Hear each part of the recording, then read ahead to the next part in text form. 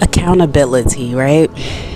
So recently, a friend challenged me to be accountable for my past and the actions of someone else. And how can I be accountable for someone else's actions, right? But I'll share a story.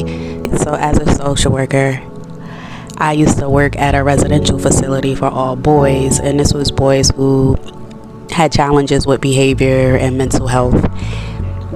And there was just one particular time where a staff member approached me and told me about another staff being inappropriate and that they were certain of this information. And my response was, well, did you say anything to anyone? And they said no. I'm like, well, are you going to? And they're like, no. So why would you tell me? And in hindsight, I understand that they told me because I guess they knew that I would say something. So I didn't say anything. Like the first night, couldn't sleep. It just really, really bothered my soul and my spirit. And I was so furious with the person because you put this burden on me when you are the person who had the information.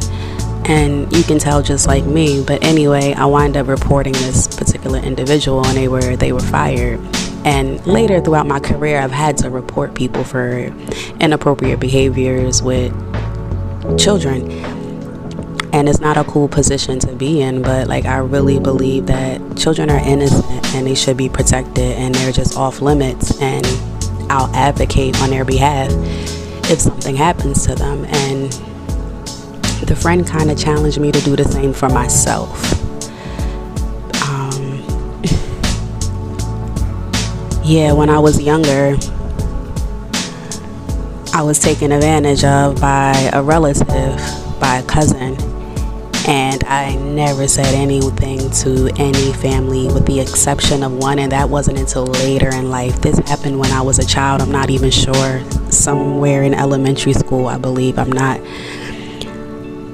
Due to the trauma, I blocked out a lot of what happened, and I haven't been intentional about going back to retrieve any of that like information. I know how it started. I don't know how it ended, and I guess my mind went elsewhere to protect me. So here is me sharing my story, because my story in turn can help someone else, and speak up against just families protecting individuals who do wrong.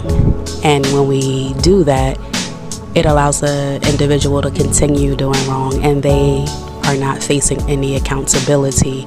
So I was at an aunt's house, and this particular aunt used to keep this cousin and his brother a lot.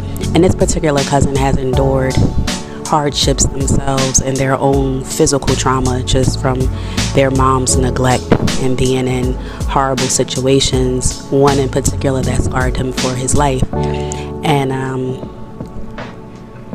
that caused me to have like a little empathy, which is, it is what it is, but it doesn't discredit what happened to me and what he did, and he still should be held accountable for his actions. So I believe we were playing hide and go seek, and somehow he leads me into a room for us to hide, and then leads me into a closet for us to hide. And while we're in this closet, he's like telling me to be quiet and putting his hand over my mouth. And somehow his other hand found his way into my underwear. And I don't know what happened after that. I just remember knowing like this is not right? I've never had anyone touch me in that area at that age, let alone a relative. So I didn't know what to do. And I think at some point I just remember saying that like I'm going to tell. And there were like, you can hear someone coming, and that's when he stopped what he was doing. And yes, I left from that closet, but there is a piece of me that was still trapped in that closet. That little version of me who was scared. And I didn't even tell family. Like the aunt's house I was there, I didn't even know what was going on with me and the shock of it all. And even as a young person, I always knew my dad's love for me, also his rage. And I come from a family who were like real life gangsters, and my dad does not play with me. And I knew that if I was to have told him this, even as I got older, wanting to say something, because this cousin has been in my life since. I've had to see him my entire life, and I just pretended that it never happened. Right? He's been around at functions, and I remember as I got older, something just told me to tell my cousin, who has children as well, females, little girls, and I just told her to be mindful. This is what happened to me, and watch your children when he's around, because he still comes around the family. And she was the only person. And then I tell this other friend, and he gets upset with me for not saying anything, and I understand. I do understand, but I also understand that I was a child and I did what I thought was best, but I'm an adult now, right? So I can still speak up and use my voice, and I've dedicated my life and my career to being a voice for the voiceless, especially young people. And I have to take my own advice and tell my story, because not only does it help to free someone else or inspire someone else to come forward, it does so for me, for the little Eb that's in me. Right? The little girl who wanted to say something but didn't know how to say anything. I had to live with this. It's manifested in physically in my body, and it's time to re-release. So yeah, this is my story. I was a young girl who was molested by her cousin, and that is not okay.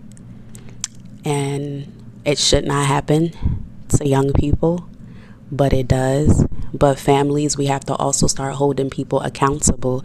I know, at least in my family, and this is on my mom's side that this happened, I know that the boys are quite protected. Like, that thing they say they can't do any wrong, but they do so much wrong. Like, they do a lot of wrong, but they're not held accountable for their actions of what they do.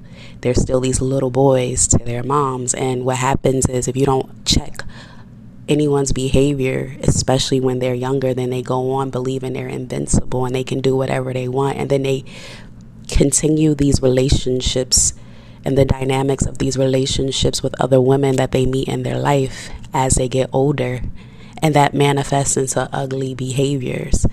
And it's time that we really do start speaking out. And I know personally friends who have spoken out to their family and they were told that they were lying. Right? Even family members that I know who've come forward and they were told. I just pray that nothing else has happened to any other young people in my family from this particular cousin. And I'm sorry. I apologize that I did not come forward if it did happen to you, because my story could have saved you from going through or experiencing something like me. I do pray you find healing. I'm still finding healing. I talk about it more. I address it more. I talk to the little Eb that endured this, and that is not okay. Regardless of what he went through, it's not okay what he did to me. Yeah, that's my piece. If you have endured anything and you haven't shared with anyone, please find a friend, find someone to talk to, and maybe they can encourage you or inspire you to share your story. I'm grateful for the individual that challenged me to to hold myself accountable and to tell my story, and just to share the information, and to break the cycle of just protecting people who hurt us and harm us just because they're our family. They still need to be held accountable. Love and light.